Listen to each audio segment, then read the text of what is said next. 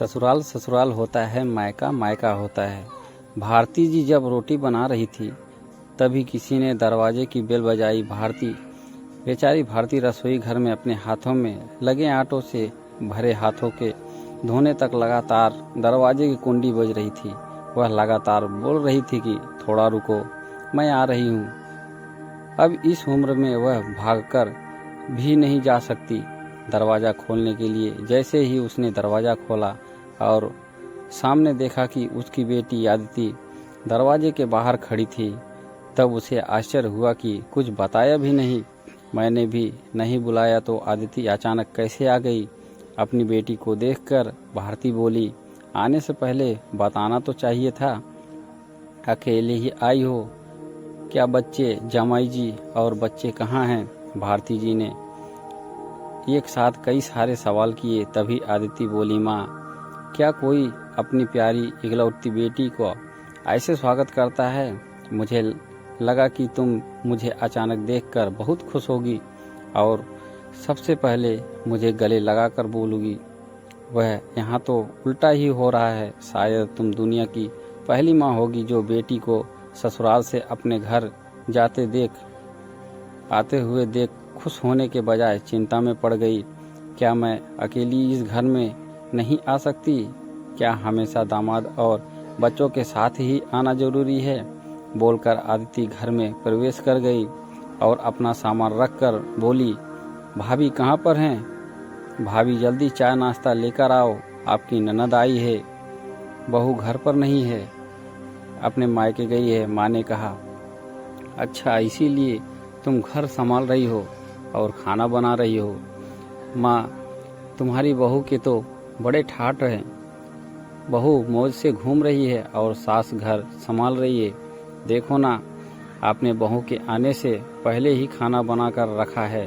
उसे घर आकर कुछ भी काम करने की जरूरत ही नहीं है। बड़े नसीब लेकर आई है आपकी बहू। और एक मैं हूँ जिसकी सास कभी एक गिलास पानी भी नहीं पूछती। आदिति ने ताना मारते हुए कहा, बेटा, प्यार और इज्जत ऐसी चीज है जो हम सबसे पहले किसी को देते हैं, फिर उससे अपेक्षा रखते हैं कि वह भी हमें वापस दे। माँ ने उसे समझाते हुए कहा। माँ ने आगे कहा, हर एक लड़की को अपने ससुराल में जगह बनानी पड़ती है।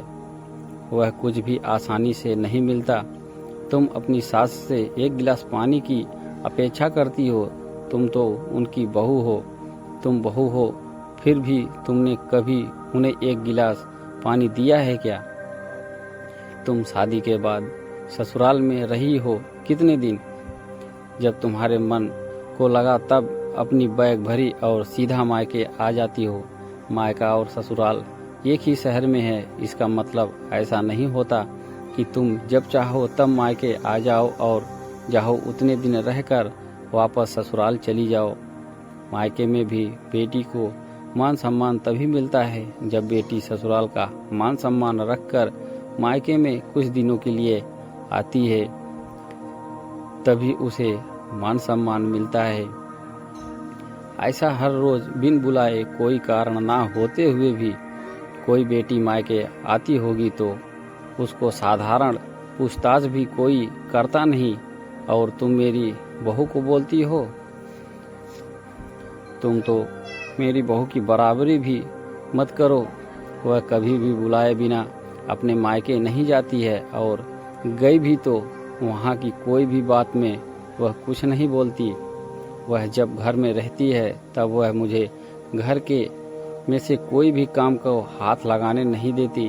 अब मेरी इच्छा से घर के काम कर रही हूँ।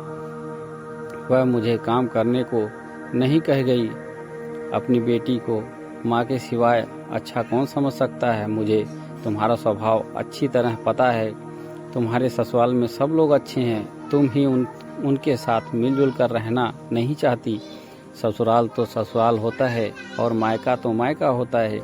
मायके में घर का काम अपनी मर्जी से होता है। ससुराल में सबसे पहले सबका दिल जीतना पड़ता है, सबको अपना बनाना पड़ता है। उसके लिए छोटों से लेकर बड़ों तक सबको प्यार करना पड़ता है, सबकी पसंद नापसंद का ध्यान रखना पड़ता है।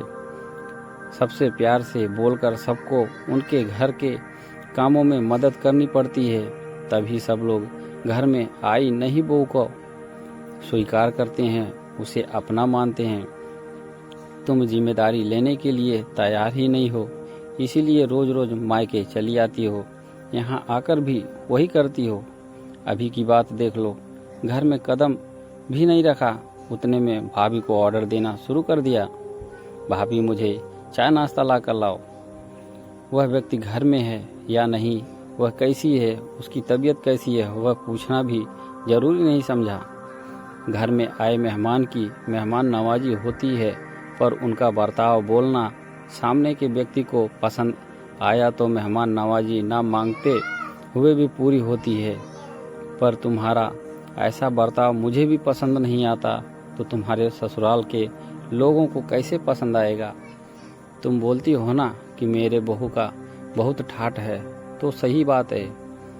उसने हमारा दिल जीत लिया है और हर एक के दिल में खुद की जगह बनाई है।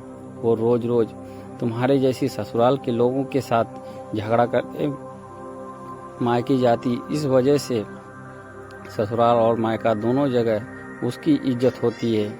जब तक उसे अपने मायके से बुलावा नहीं आता, तब तक वह जाती नहीं। आज माँ ने ही अपनी बेटी को उसके बर्ताव के दोष दिखाए, क्योंकि उसे लगता था कि उसकी बेटी को अभी नहीं समझाया तो वह उसे कभी नहीं समझेगी। तब तक बहू भी घर आ गई। उसने आदिति को देखते ही वह बोली, अरे दीदी आप कब आई? मुझे फ़ोन किया होता तो मैं जल्दी घर आ गई होती ना।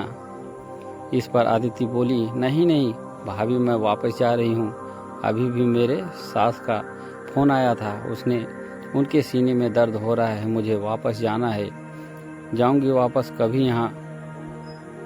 बोलकर आदिति अपना सामान लेकर चली गई। तभी उसकी भाभी ने उसे रोकने का प्रयास किया, पर उसकी सास ने ही अपनी बेटी को रोकने के लिए मना किया और अपनी बहू को बोली, बहू जाने दो उसे, पहले अपना घर संभालने दो, उसके बाद उसे मायके में आने दो। तुझे भी किसी के नहीं बुलाने पर तुम्हारी मायके जाती हो क्या? तभी बहू की भी समझ गई कि सास ने उनकी बेटी को जीवन का पाठ पढ़ाया। काफ़ी महीने हो गए आदिति का फ़ोन नहीं आया था। वह खुद भी मायके नहीं आई, इसीलिए उसकी माँ ने उसे फ़ोन किया। शुरुआत में किसी ने भी फ़ोन उठाया नहीं, फिर थोड़ी देर के बाद फ़ोन उठाया, लेकिन आदिति ने नहीं, उसकी सास ने उठाया। तभी उन्होंने उनकी तबीयत का पूछा, फिर दोनों की बातें शुरू हुई। तभी बीच में ही आदिति की सास ने उसकी माँ को धन्यवाद किया। तब अचानक उनके ऐसे बोलने पर उनको कुछ समझ नहीं आया, इसीलिए भारती जी ने वापस पूछा, आप और किसी के बात कर रही हो क्या? आदिति की सास बोली, नहीं तो फिर आप धन्यवाद किसको बोल रही? भारती जी पूछी, आपकी बेटी आदिति बहुत समझदारी से बर्ताव कर रही है, सभी को अपना बनाने की कोशिश कर रही है, सभी की पसंद नापसंद का खाना खिलाती है। घर में बहुत आनंद का वातावरण बना है, कोई भी झगड़ा नहीं, जैसे स्वर्ग ही बन गया हो मेरा घर। इसीलिए मैं आपको धन्यवाद बोल रही हूँ। आपकी बेटी के अच्छे बर्ताव से यह दिन हमें देखने को मिला। हम बहुत धन्य हो गए। पहले हमें उनकी तरफ से कोई भी अपेक्षा नहीं थी, पर आपके इसे समझाकर भेजा और उसके स्वभाव और बदलाव आया। आज उसी आदिति को मायके जाना तो दूर की बात, फ़ोन पर बोलने के लिए भी उसके पास वक्त नहीं है। वह अपने गृहस्थी में व्यस्त हो गई है। दोस्तों, सभी माँओं अगर अपनी बेटियों को ऐसा समझाया और उनको समझ आ गया तो किसी भी घर में झगड़ा होगा ही नहीं और कोई भी घर टूटेगा नहीं। दोस्तों, आपको कहानी अच्छी लगी हो तो हमारे YouTube चैनल को लाइक और सब्सक्राइब कर दें और बेल आइकन को दबाना ना भूलें, ताकि आपको ऐसी बहुत सारी नई नई कहानियाँ सुनने को सबसे पहले मिलती रहें। धन्यवाद।